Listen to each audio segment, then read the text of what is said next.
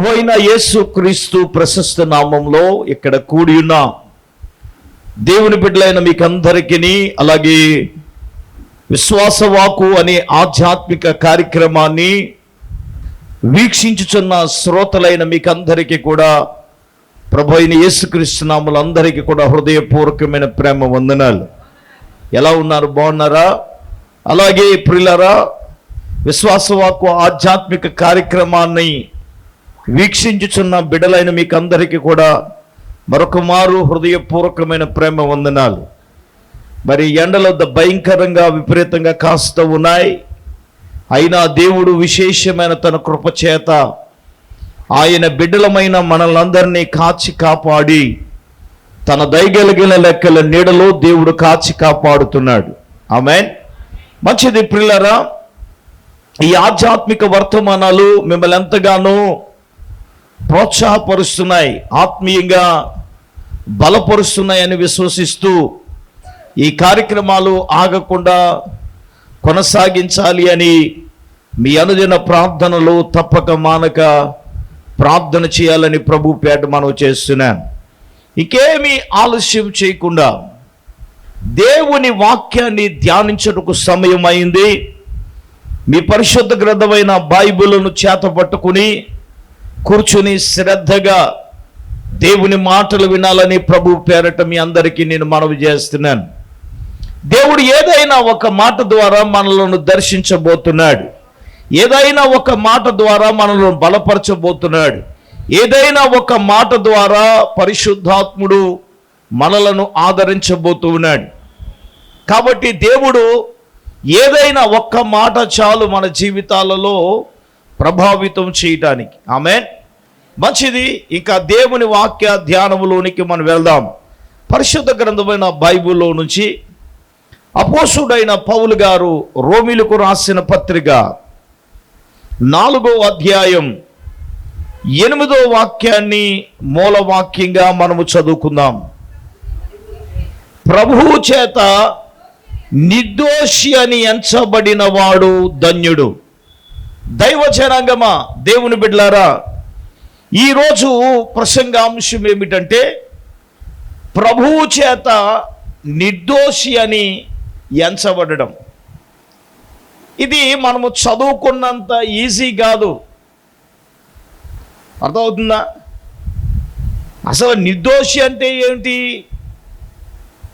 అంటే, దేవుని యొక్క లేఖనము ప్రకారం నిర్దోషి అంటే దోషము లేకున్నా వాడిని ఏమంటారు? నిర్దోషి అంటారు.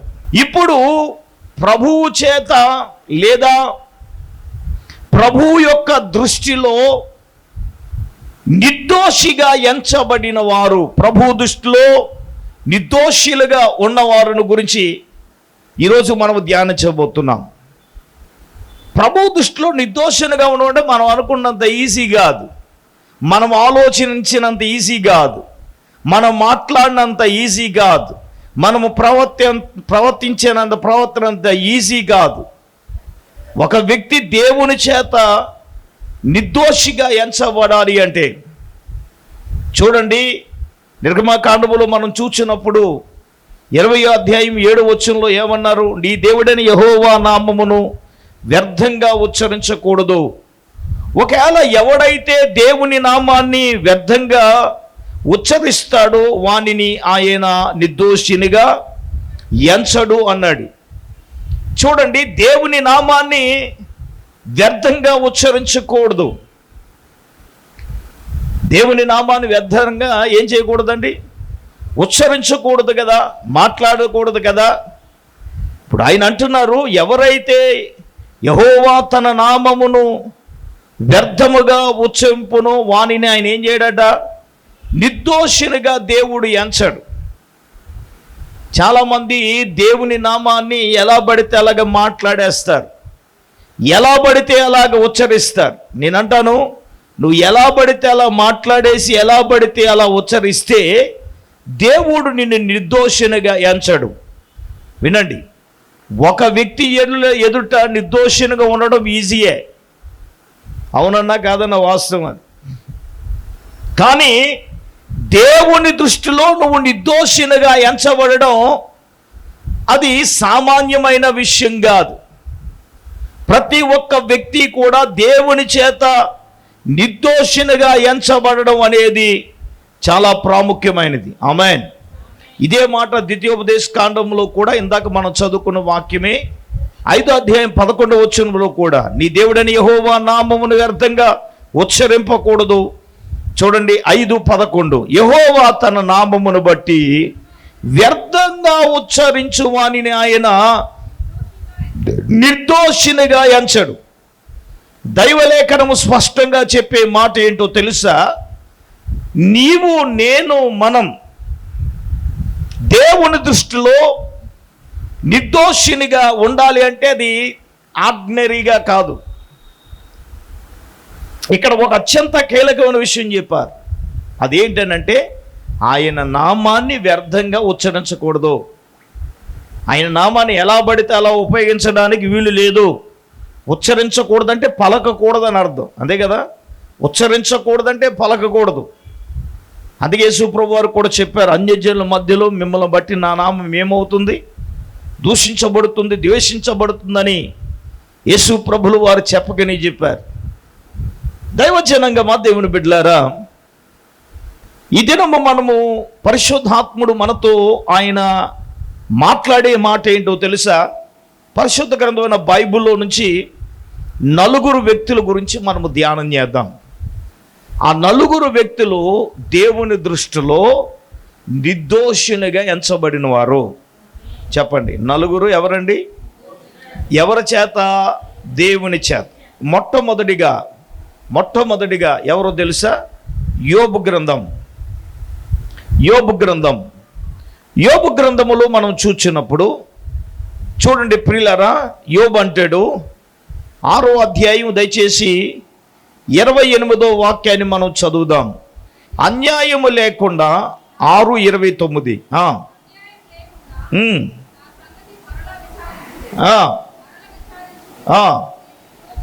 నేను ఎలాగున్నాను అంటే నిర్దోషినిగా నేను కనబడుచున్నాను అన్నాడు. ఇప్పుడు ఎవరి దృష్టిలో ఆయన నిర్దోషినిగా కనబడుతున్నాడు? చెప్పండి.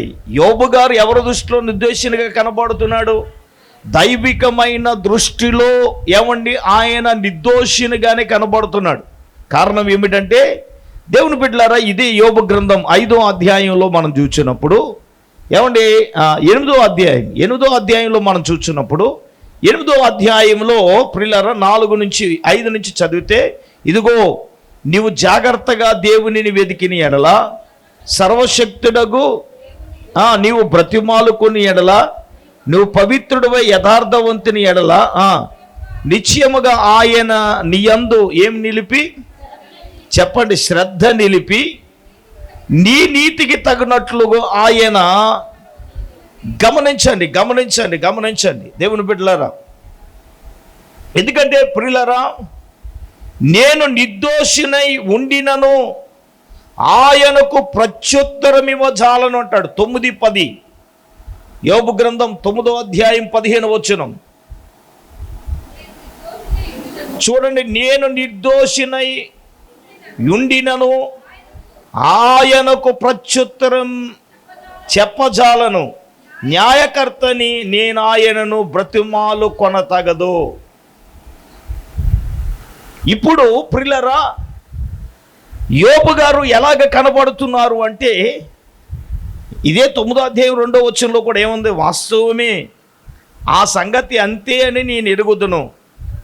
నరుడు దేవునికి ఎట్లు నిర్దోషి అగును? యోబు గారి యొక్క జీవితంలో మనము పరిశీలన చేస్తే ఏమంటే ఆయన నోటి మాటతో ఆయన కూడా ఏం చేయలేదు? పాపం చేయలేదు. ఆయన అన్ని విషయాల్లో కూడా నిర్దోషినిగా కనబడ్డాడు. అవునండి, ఆయనలో దోషం లేదు.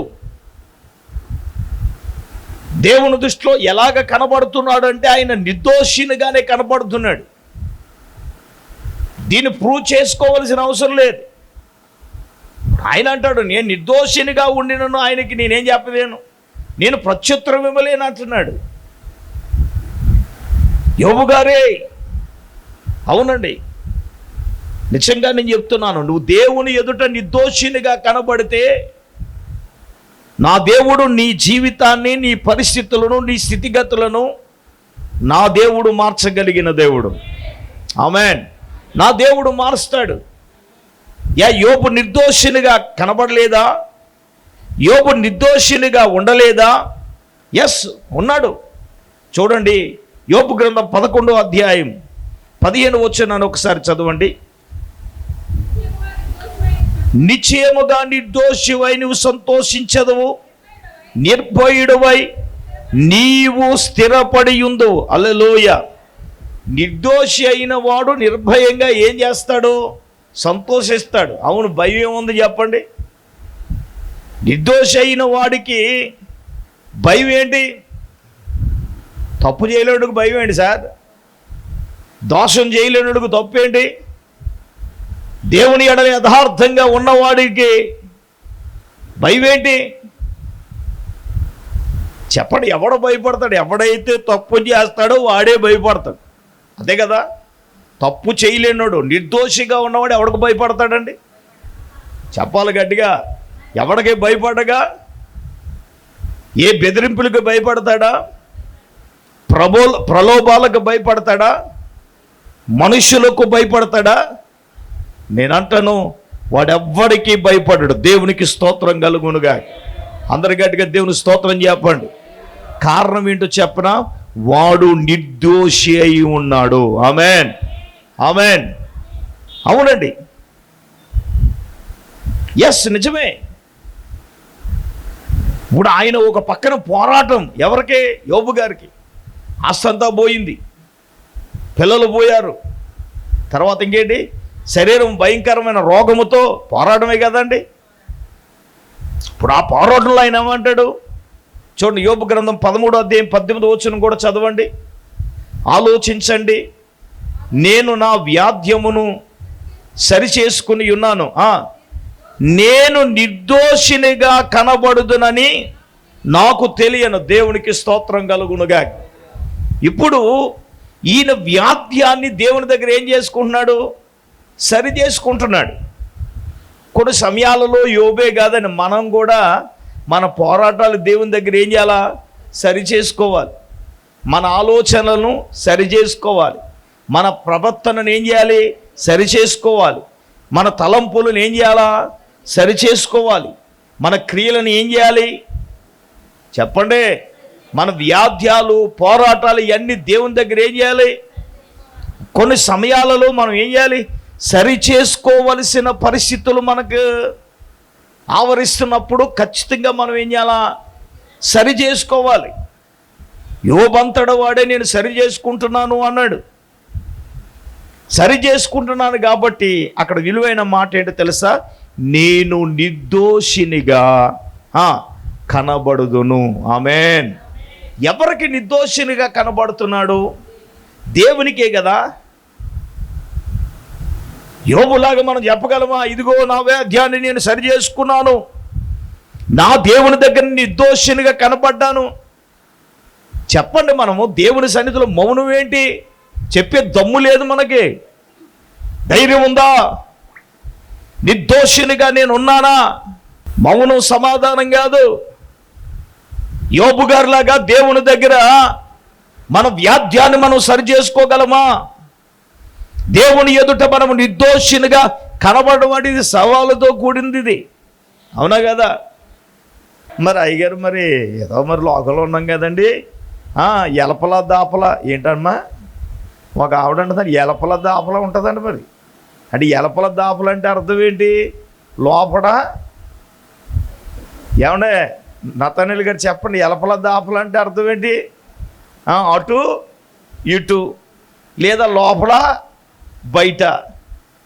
ఎలపల చెప్పండి, ఎలపల దాపల.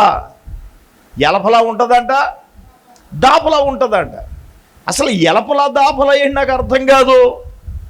అటు లోకము కావాలి, ఇటు ఇది కావాలి. అది వదలదు, ఇది వదలదు. హలో, అటువంటి వాడు నిర్దోషిగా ఉండలేడు. వ్యాధ్యాన్ని దేవుని దగ్గర ఏం చేయలేడు? సరి చేసుకోలేదు. నువ్వు ఎలపల దాపల కాదు. ఉంటే ఆ ఒడ్డునుంటే ఆ ఒడ్డు నుండి, లేతే ఈ ఒడ్డు నుండి. దేవునికి స్తోత్రం. ఏ ఒడ్డునుంటావో డిసైడ్ చేసుకోవలసింది నీవే కదా.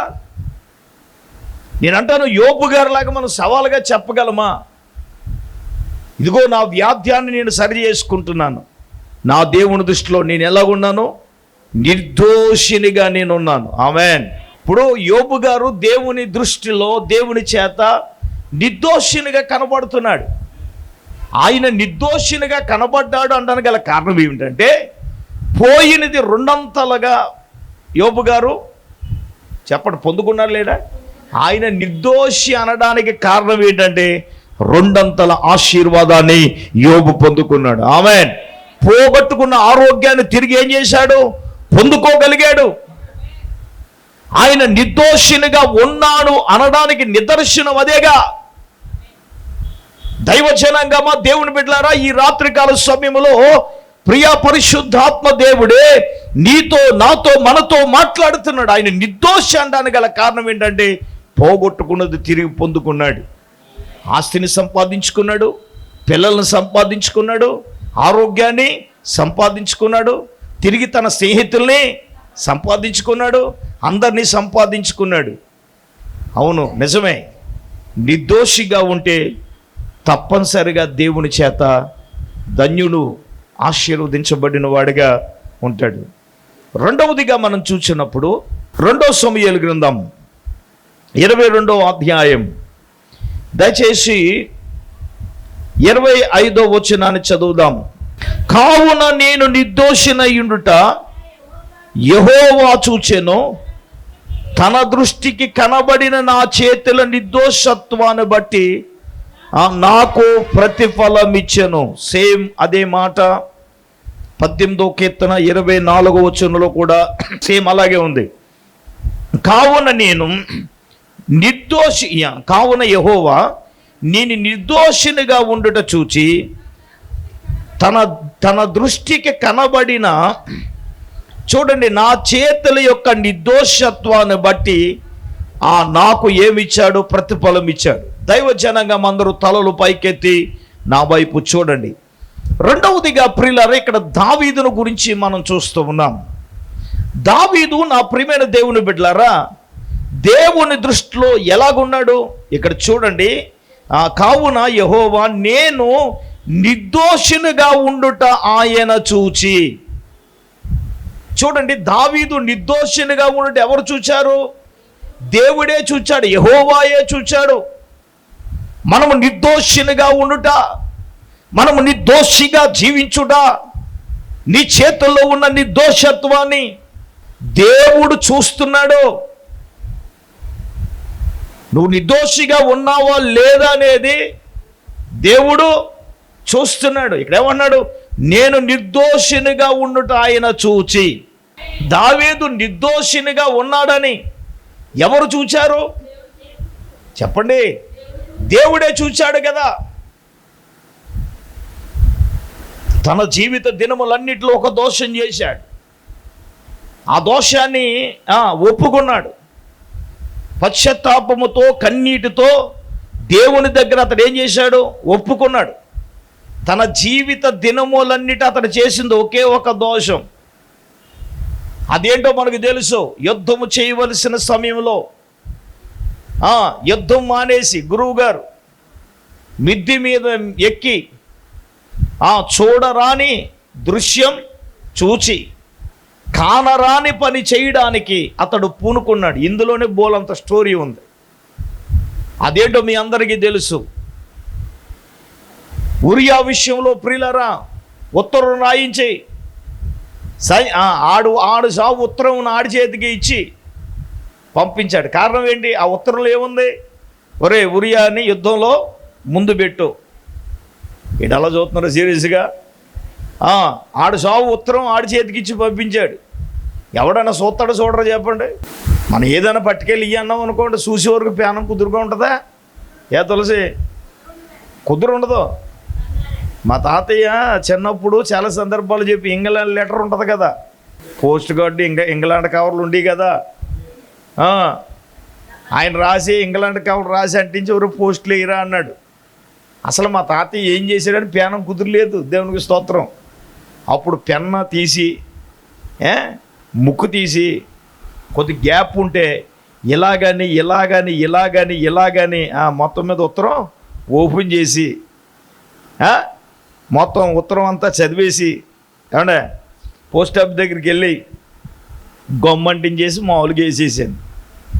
వేసినుండి వేసినట్టు ఉండాలా, ఇంటికి వచ్చి ఆ ఉత్తరంలో ఉన్న విశేషాలన్నీ చదివాను. అప్పుడు మా తాత ఎరా ఉత్తరం చదివావా? అబ్బాయి చదవలేదన్నాడు. ఇదే ఓపెన్ చేసి చదివానుగా, అందులో రాసే వరకు ఏమైనా తెలిసింది. అప్పుడు మా తాత చింతకాయ పచ్చడి వేసేసి వేసి రక్తం, ఎప్పుడైనా మళ్ళీ నాకు ఉత్తరం వస్తే మీ మీద ఒట్టి వేసి రక్తం వేసేయండి, ఎప్పుడు ఇవ్వలే. హల్లెలూయా. అంటే ఏంటి, ఆ ఉత్తరంలో ఏం విశేషం ఉంది?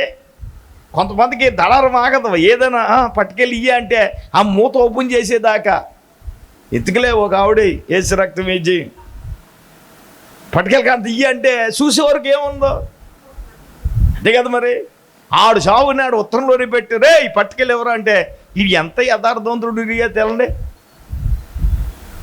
చూడలేదు.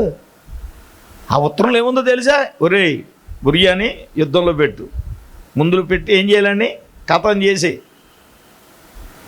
దావీదు చేసిన దోషం అదే. ఈడు వెళ్ళాడు యుద్ధంలో ఆయన ముందు పెట్టాడు. పెడితే ఏం జరిగిందో తెలుసా ప్రియులారా? ఉరియా గారు చనిపోయాడు. ఈయన అనుకున్న గోల్ రీచ్ అయిపోయింది. అందుకే బైబిల్లో ఉరియా విషయంలో తప్ప తన జీవిత దినములన్నిటా కూడా దావీదు ఎలాగున్నాడు? యథార్థంగా ఉన్నాడని దేవుడు ఆయన గురించి మాట్లాడాడు. ప్రియులారా, ఒక దోషం చేశాడు, ఆ దోషం గురించి ఈడు పశ్చాత్తాపడ్డాడు నిజంగా. అందుకే 32వ కీర్తన మొదటి 2 వచనాలు చదవండి. తన పాపముల కొరకు ప్రాయశ్చిత్తము నొందినవాడు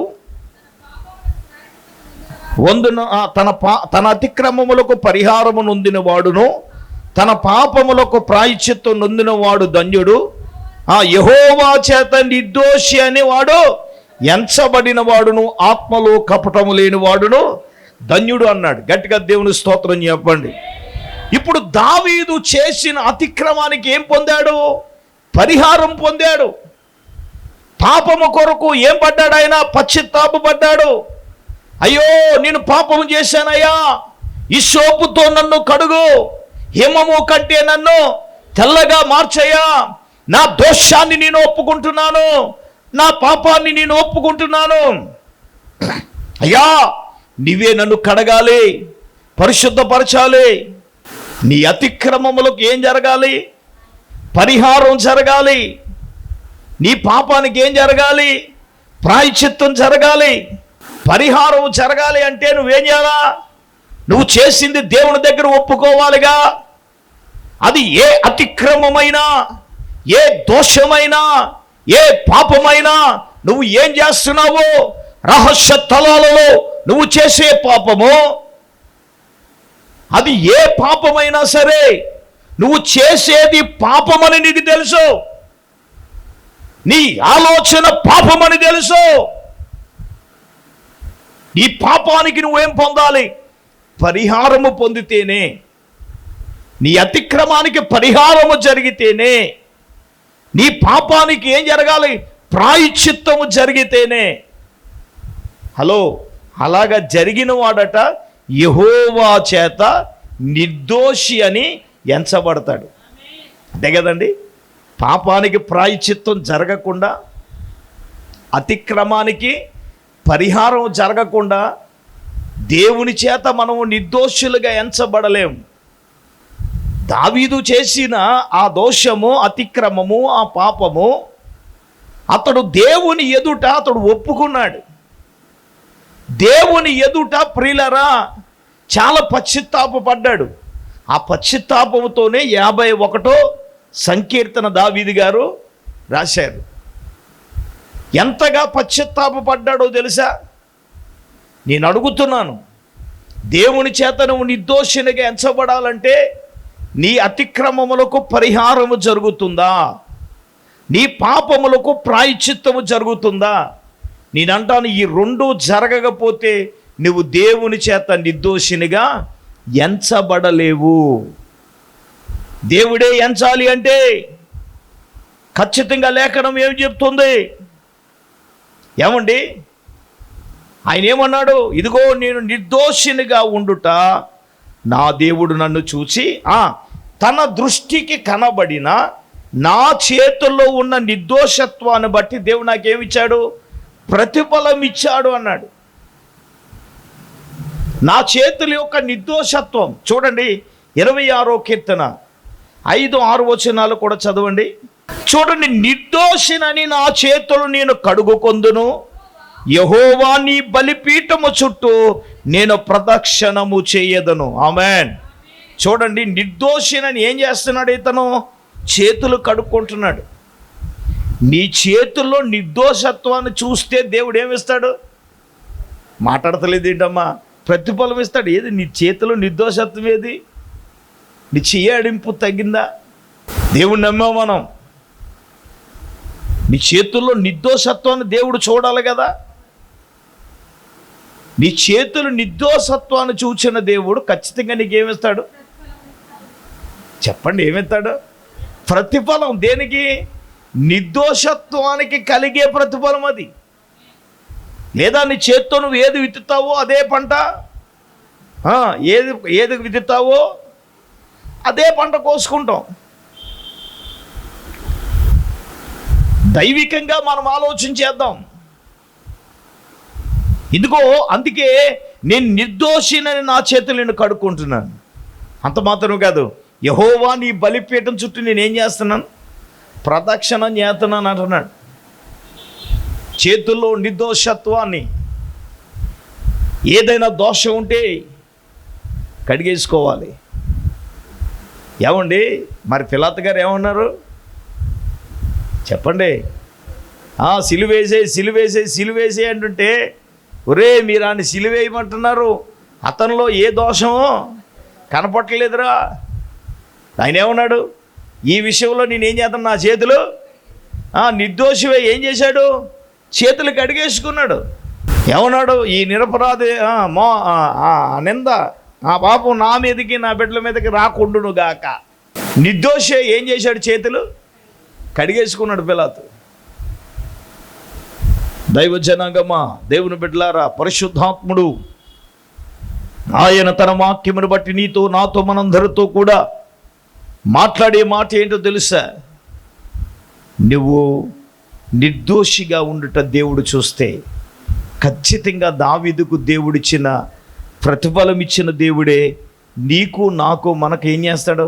ప్రతిఫలం ఇస్తాడు కదా. ఏంటి ఆ ప్రతిఫలం అంటే ప్రియులారా? తన కుమారుడైన సొలొమోను తన తర్వాత రాజుగా దేవుడు అభిషేకించటం. అంత మాత్రమే కాదు, తన కట్టాలనుకున్న మందిరానికి సమస్తాన్ని దావీదు పోగు చేశాడు. కానీ తన కుమారుడైన సొలొమోను ద్వారా ఏమండి ఆ మందిరాన్ని ఏం చేశాడు? పూర్తి చేయించి కట్టించాడు. దేవునికి స్తోత్రం చెప్పండి.